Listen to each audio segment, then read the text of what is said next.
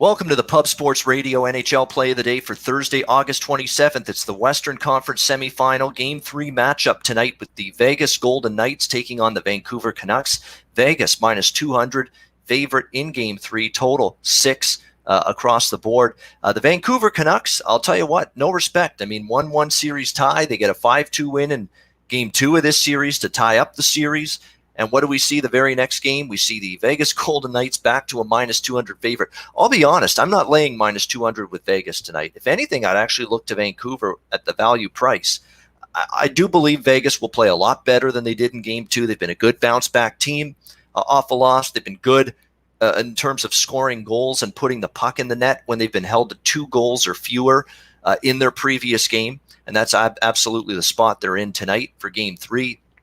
So I do think Vegas wins, but my point is that I think this series overall, it's closer than Vegas being out there on a neutral ice environment like this in Edmonton than being minus 200. I think the price should be a little bit closer than that. The total is where I'm going to focus here with this play of the day and this game in particular. When you look at it from a Vancouver perspective, Game 1, they got shut out 5-0. They didn't have the puck much that night. It seemed like Vegas controlled the play. They were in the Vancouver zone most of the game. And when you don't have the puck, you can't score goals, and you usually take a lot of penalties too. So it's difficult to score goals when you're in the penalty box a lot and you don't possess the puck very much. And that's exactly what we saw from the Vancouver Canucks in Game 1, losing in a 5-0 shutout loss to the Golden Knights. I thought Vancouver would be better, would respond. We've seen evidence of Vancouver when they've had their backs against the wall, when they've been challenged a little bit, like in the first round against the defending Stanley Cup champion St. Louis Blues. Remember, they got up 2-0 in that series. St. Louis tied the series 2-2. We were worried, was the confidence shaken for this young Vancouver team with so many of their key players experiencing playoffs, the Stanley Cup playoffs for the first time. But that did not happen. They bounced back strong in the next 2 games, in Game 5 and Game 6, to end up winning that series. And Vancouver's shown you that resolve. They did it again the other night in Game 2, getting the 5-2 victory.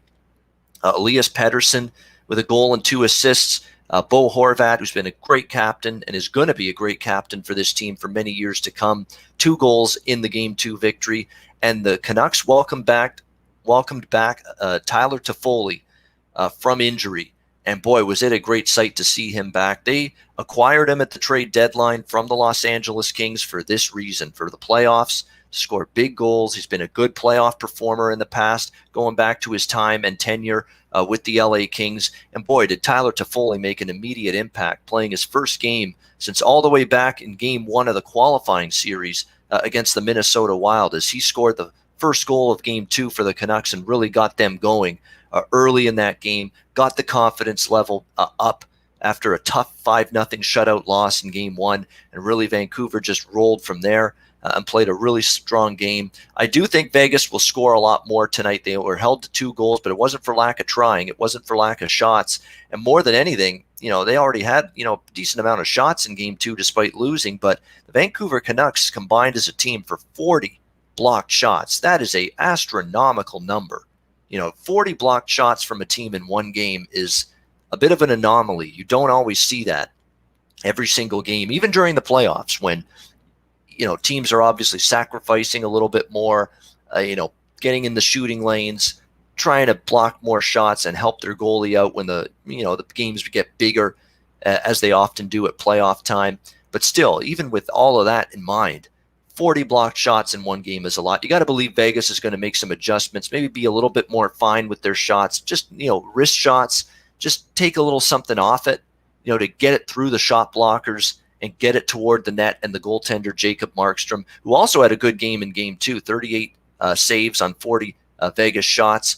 But I do think Vegas, especially with all the firepower they have, they're going to be able to make some adjustments in order to get their offense back on track. They've been very good win-loss record after being held to 2 goals or fewer in their previous game. And they've also been good in terms of scoring goals after being held to 2 goals or fewer in the previous game.